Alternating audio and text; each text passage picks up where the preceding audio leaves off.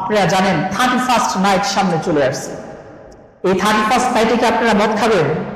কথা বলেন না কেন? মদ খাবেন, গাঁজা খাবেন, গান বাজাবেন, ফুটকা ফুটাবেন, ড্যান্সের পার্টি করবেন, গানের অনুষ্ঠান করবেন? এই সমস্ত কাজ শয়তানের কাজ। কিসের কাজ? শয়তানের কাজ।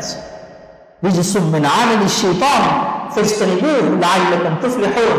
আল্লাহ পাক বলেছেন, যদি তোমরা এগুলোকে বর্জন করতে পারো তাহলে সফল কাম হওয়া যাবে। কারণ এই 31st নাইট 31শে ডিসেম্বর আর 1লা জানুয়ারি এটার উদ্ভাবন হয়েছে শিরক থেকে। কি থেকে?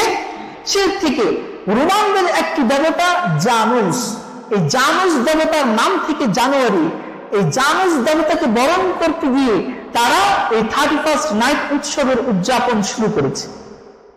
তাহলে যে উৎসবের সূচনা পৃথিবীর কোন শিরকের দেবতাকে বরণ করে নেওয়ার জন্য, সেই উৎসব পৃথিবীর কোন মুসলমানদের উৎসব হতে পারে? বছর শুরু হচ্ছে, জীবনকে সুন্দর করে সাজাই, পিছনের বছরের হিসাব করি।